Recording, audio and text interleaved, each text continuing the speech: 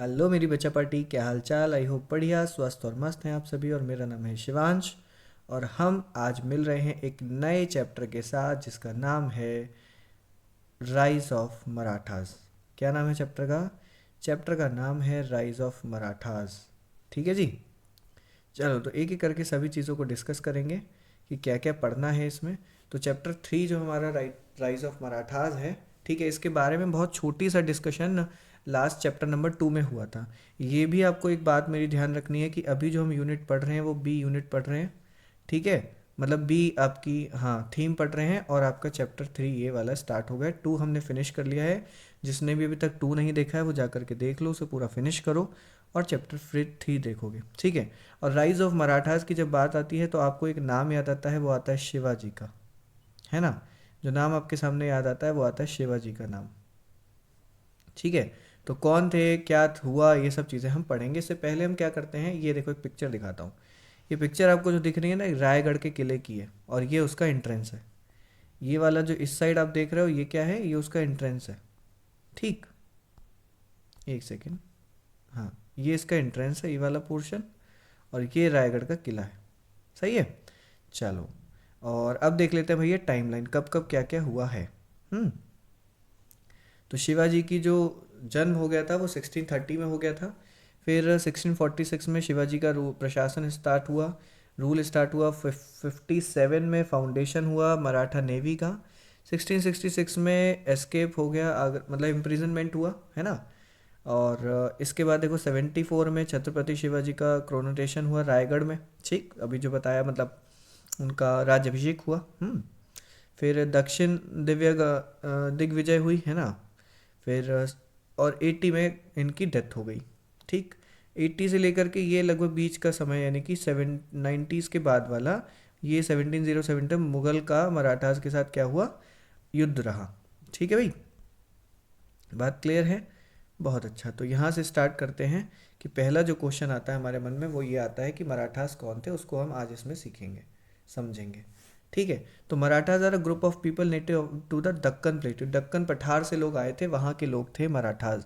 More specifically अगर मैं और ज़्यादा स्पेसिफिकली बात करूँ तो प्रेजेंट डे महाराष्ट्र, आज के महाराष्ट्र में। ठीक है। They are identified with the language they speak, उनको उनकी भाषा से बोला जाना जाता था जो वो बोलते थे, Marathi. Which has had a rich and continuous literary history, जिसकी एक, मतलब लिटरेरी हिस्ट्री है, यानी कि एक राइटिंग्स में, प्रोज में या फिर पोइट्री में, पर्टिकुलर लैंग्वेज में इसको लिखा गया है। ठीक है, 12वीं शताब्दी से। डन। तो इस चैप्टर में हम वही सारी चीज़ें जानने वाले हैं। During the 13th century most of Marathas was ruled by the Yadav dynasty. 13वीं शताब्दी की बात करें तो मोस्ट ऑफ द मराठास को जो है यादव डायनेस्टी के द्वारा रूल किया जाता था, शासन किया जाता था इन पर। ठीक है। और उस समय देवगिरी नाम की इनकी कैपिटल थी, जिसको आज हम दौलताबाद बोलते हैं। ठीक है।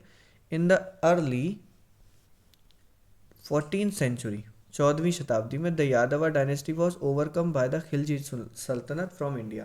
तो आगे चल करके इस यादव डायनेस्टी को खिलजी डायनेस्टी ने जीत लिया। ठीक है, 14वीं तक। यानी अब जो मराठास थे उन पर शासन हो गया मुगल का। एडमिट सच एडमिस्ट सॉरी एमिड सच पॉलिटिकल चेंजेस, इस तरह के पॉलिटिकल चेंजेस के बाद द कल्चरल ट्रेडिशन कंटिन्यूड, जो कल्चरल, जो सांस्कृतिक ट्रेडिशंस था वो कंटिन्यू रहा। पर्टिकुलरली दोज रिलेटेड टू भक्ति, वो जो पर्टिकुलरली यानी विशिष्ट रूप से जो थे वो लोग रिलेटेड थे भक्ति से, है ना। पर्टिकुलर डियटी, मतलब किसी देवी देवता के बारे में या फिर कोई किसी के बारे में श्रद्धा रखना, ये सारी चीज़ों को हम भक्ति बोलते हैं। बिटवीन 7 and 17th century, 7 और 17वीं शताब्दी के बीच में स्पिरिचुअल अपलिफ्टमेंट हुआ, आध्यात्मिक चीज़ें बदली, है ना।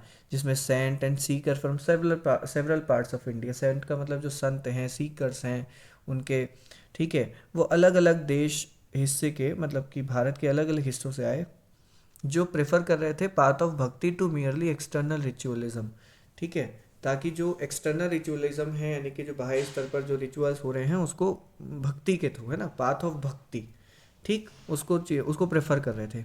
दी सेंट्स, ये जो संत थे, coming from diverse section of society, ये समाज के अलग अलग हिस्सों से आते थे। कंपोज डिवोशनल सॉन्ग, काफ़ी भक्तिमय गीत लिखा करते थे, कविताएं किया करते थे। In the languages of the masses, उस वहाँ के लोगों की भाषा में। Which allow their message to travel far and wide, जिसने अलाउ किया उनके मैसेज को कि वो बहुत दूर तक फैल सके, बहुत दूर तक जा सके। देखो भाई, बातें वो दूर तक पहुँच पाती हैं जो समझ में आए, और समझ में वो बातें आती हैं जो वहाँ की लैंग्वेज की हूँ। तो वही बात देखो लिखा है कि जिसमें भी वो लिखा करते थे पोइट्रीज, वो क्या थी भैया, वो सर थी उस मतलब वहाँ की जो मतलब उस भीड़ की या फिर उस जनसंख्या की भाषा होती थी। लिखा है यहाँ पर इस बात को क्लियर। ठीक है, देख रहे हो, तो यही चीज़ यहाँ पर बताने की कोशिश की गई है। ठीक है, चलो आगे समझो। महाराष्ट्र में आगे क्या होता है, many saints like Dnyaneshwar, Namdev, Tukaram, Ramdev, Ramdas, इसी तरह के लोग थे, gained popularity at this time, इस तरह इस समय बहुत बड़े लेवल पर लोग ये प्रसिद्ध हुए। They help translate important text, इन्होंने क्या किया, जो इंपॉर्टेंट टेक्स्ट थे, जो भी लेख थे, उनको ट्रांसलेट किया, उसका अनुवाद किया। जैसे उपनिषद एंड द भगवत गीता, इनको मराठी में, ठीक है, जो मराठास थे उनकी भाषा क्या थी, मराठी, ताकि वो भी पढ़ सकें।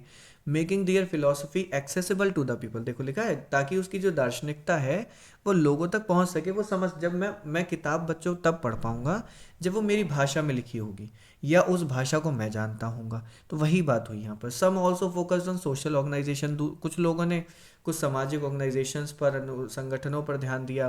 पॉलिटिकल अवेयरनेस पर, यानी कि राजनीतिक जागरूकता पर ध्यान दिया। सिमिलर टू द सिख गुरु, और सेम यही बात हुई सिख गुरुओं के साथ। एज अ रिजल्ट, और परिणाम के रूप में हमने क्या देखा, the society acquired a solid culture foundation, कि सोसाइटी को आवश्यकता थी एक मतलब विशिष्ट, एक एक ठोस कल्चरल फाउंडेशन की, यानी सांस्कृतिक रूप से उसकी नींव रखी जाए। विच लेटर हेल्प द मराठास, जिसने बाद में मराठास की हेल्प की टू ऑर्गेनाइज देमसेल्फ, खुद को ऑर्गेनाइज करने में, संगठित करने में, एक राजनीतिक शक्ति के रूप में, इनटू अ पॉलिटिकल पावर, जैसा कि यहाँ लिखा है। बाय द 17th सेंचुरी, यानी 17वीं शताब्दी तक, सब Marathas chief made early attempt to establish sovereignty, लोगों ने क्या किया, इन्होंने सोवरेंटी इस्टेब्लिश करने की कोशिश की, बनाई। सोवरेंटी का मतलब बच्चों कहीं ना कहीं यहाँ पर होता है डिसीजन मेकिंग से। किससे, डिसीजन मेकिंग से। और डिसीजन भी कैसा, जो आप इंटरनली और एक्सटर्नली लेने के लिए बिल्कुल स्वतंत्र हो, तो हम उसे बोलते हैं सोवरेंटी। जैसे इंडिया जो है एक सोवरेन कंट्री, क्यों, क्योंकि इंडिया अपने किसी भी इंटरनल या एक्सटर्नल डिसीजन के लिए किसी से पूछता नहीं है ना। इंडिया को अपने स्टेट्स में बाकी स्टेट्स के साथ क्या करना है, वो ऐसा करने के लिए नेपाल से कुछ नहीं पूछेगा। तो इंडिया क्या है, एक सोवराइन है। तो उसी सोवराइनिटी को स्टैब्लिश करने की कोशिश 17th सेंचुरी में इन लोगों ने की, बट दे प्रूव्ड अनसक्सेसफुल, लेकिन वो क्या हुए, असफल हुए। अनटिल, जब तक शिवाजी रोज टू पावर, शिवाजी ने इस पावर को जब तक संभाला नहीं, and brought the Marathas together, जब तक ये मराठास को साथ लेकर नहीं आए। बट क्वेश्चन ये है, बड़ा सवाल ये है कि जो मराठा, ये जो शिवाजी का नाम अभी आपने सुना कि जब तक शिवाजी ने पावर को हाथ में नहीं लिया तब तक चीज़ें नहीं हो पाई, तो बात ये हुई कि शिवाजी हैं कौन। तो शिवाजी हैं कौन, मैं आपको दिखाता हूँ। शिवाजी हैं ये है शिवाजी। ठीक है, अब है कौन, क्या हुआ क्या नहीं हुआ, ये सारी बातें हम करेंगे नेक्स्ट लेक्चर में। सो इसको अच्छे से पढ़िए, चैप्टर का आज ब्रीफ आपको मिल गया होगा, आगे की बातें करेंगे आगे। Till then keep learning, keep watching. Thanks for attending the session.